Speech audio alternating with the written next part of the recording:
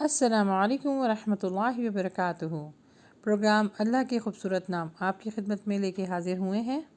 آج اللہ سبحانہ و تعالیٰ کا ایک اور بہت حکمت والا نام المصور، اس کے وظائف بھی سیکھیں گے، اس کا ترجمہ، تفسیر اور اس نام سے کس طرح معرفت حاصل کی جاتی ہے، انشاءاللہ وہ سب اس ویڈیو میں بتائی جائے گی۔ تو اس ویڈیو کو آخر تک ضرور دیکھیے گا، کیونکہ آخر میں کس طرح دعا مانگی جاتی ہے اس نام کے ساتھ وہ بھی سکھائی جائے گی، اور کچھ وظائف ہیں جن کو پڑھنے سے آپ کی زندگی میں کافی آسانیاں ہوں گی انشاءاللہ۔ تو آئیے شروع کرتے ہیں۔ بسم اللہ الرحمن الرحیم۔ المصور، بہت حکمت اور پیارا نام۔ اس نام کے معنی ہیں صورت بنانے والا۔ اللہ سبحانہ و تعالی اپنے ارادوں کو ایجاد کرنے والا اور اس کو نافذ کرنے والا، جسے چاہتا ہے اپنی حکمت اور اپنے علم کے تقاضوں کے مطابق اپنی مخلوق کو ایجاد کرتا ہے، انہیں ایسی شکل اور صورت دیتا ہے جس کا وہ بندہ مستحق ہوتا ہے۔ اللہ سبحانہ و تعالیٰ اپنے قرآن پاک سورہ آل عمران آیت نمبر 6 میں فرماتا ہے، بسم اللہ الرحمن الرحیم، هو الذی یصورکم فی الارحام کیف یشاء لا الہ الا هو العزیز الحکیم۔ ترجمہ، وہ ماں کے پیٹ میں تمہاری صورتیں جس طرح چاہتا ہے بناتا ہے، اس کے سوا کوئی معبود برحق نہیں، وہ غالب ہے اور حکمت والا ہے۔ اب اس نام کی تفسیر اس طرح ہے، الخالق، الباری، المصور، یہ تینوں اسم گرامی سورہ الحشر میں یکجائے ہیں۔ مطلب یہ کہ وہ تمام مخلوق کو تنہا پیدا کرتا ہے، پھر اپنی تخلیق کو ٹھیک ٹھیک پیدا کرتا ہے، اور پھر خود ہی تصویر کشی کرتا ہے اور انوکھے انداز میں پیدا کرتا ہے، پھر اپنی علمی کاریگری سے اس کی صفات پیدا کرتا ہے، یعنی کوئی لمبا ہے، کوئی چھوٹا ہے، کوئی کالا ہے، کوئی گورا ہے، یعنی اللہ سبحانہ و تعالیٰ ہر کسی کو چھوٹے موٹے نقص کے ساتھ پیدا کرتا ہے، کیونکہ اگر ہر چیز کو بغیر نقص کے پیدا کیا تو پھر وہ واحد اور تنہا کیسے ہوگا، کیونکہ اللہ سبحانہ و تعالیٰ کی ذات ہی ہے جو کسی عیب اور نقص سے پاک ہے۔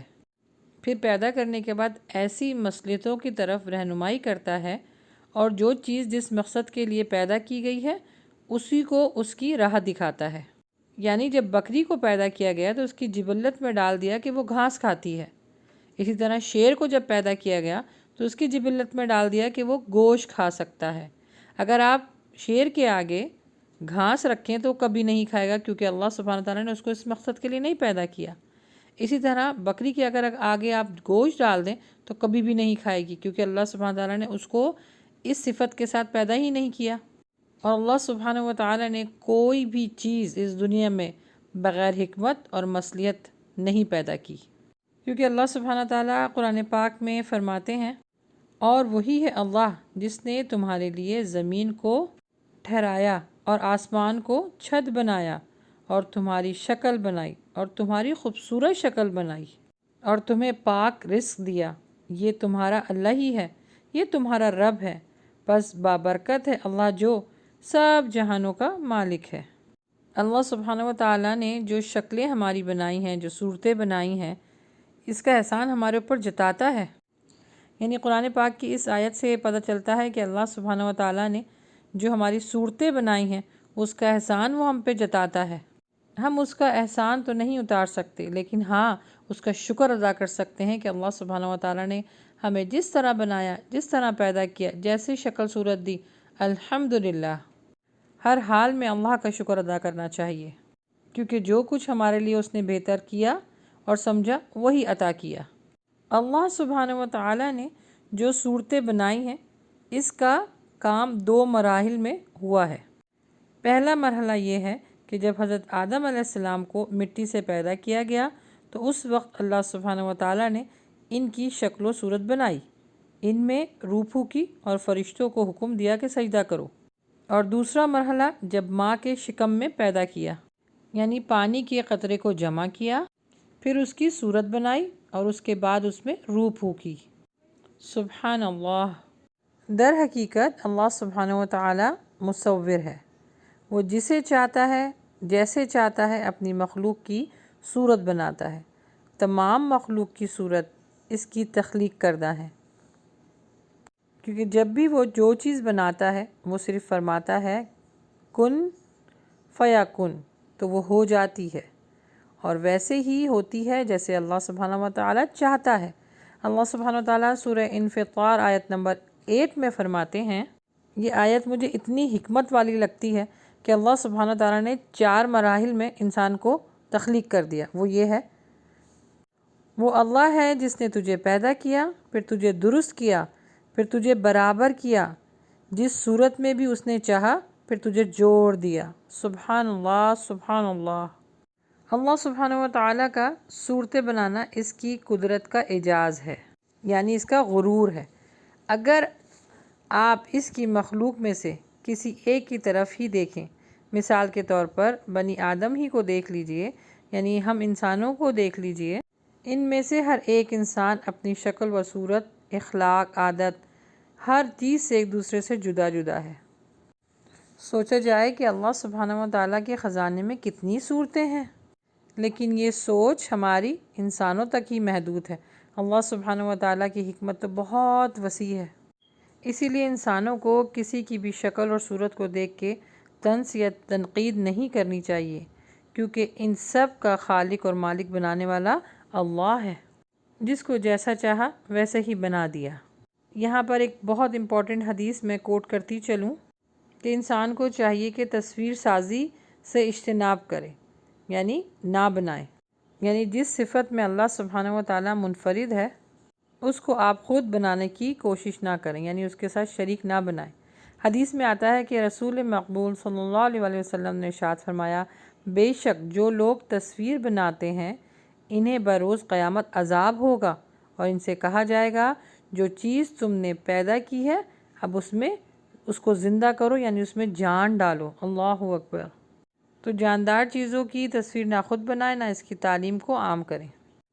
اللہ سبحانہ تعالیٰ کے جو تینوں نام ہیں، الخالق، الباری، المصور، یہ تینوں ایک دوسرے سے ریلیٹڈ ہیں۔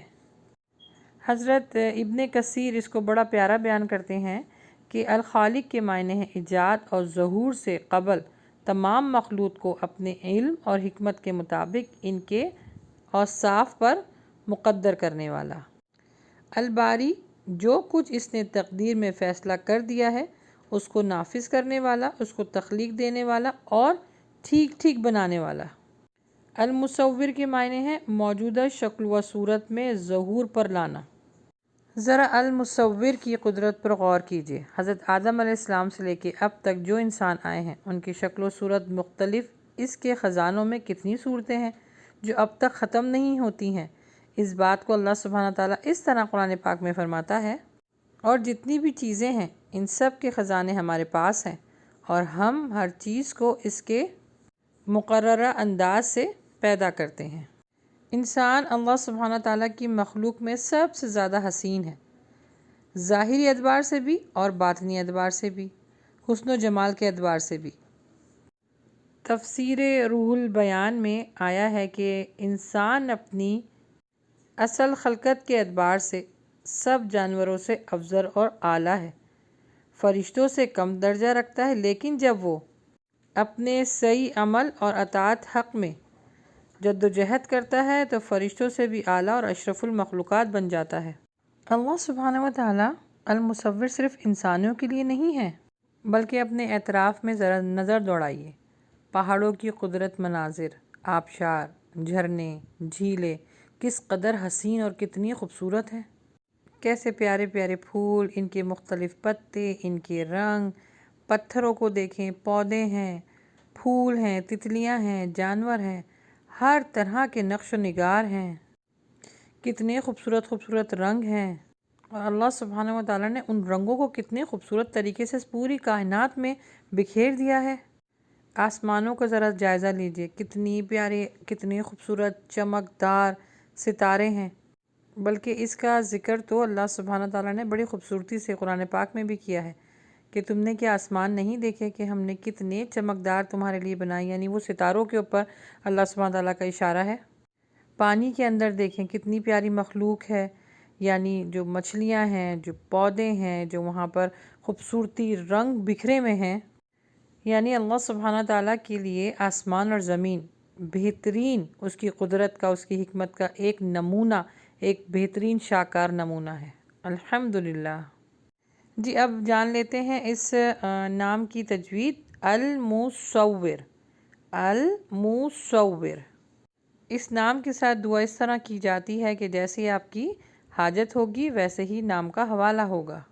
تو اس نام سے ریلیٹڈ ایک ہی وظیفہ ہے، یعنی جو بھی حاملہ عورت ہے، یعنی پریگننٹ ہے، تو اس کو چاہیے پورے 9 مہینے صبح فجر کی نماز کے بعد 100 مرتبہ اس نام کا ورد کرے، نماز کی پابندی رکھے اور صدقہ دیتی رہے۔ انشاءاللہ اللہ سبحانہ و تعالی اولاد نرینہ عطا فرمائیں گے۔ آمین۔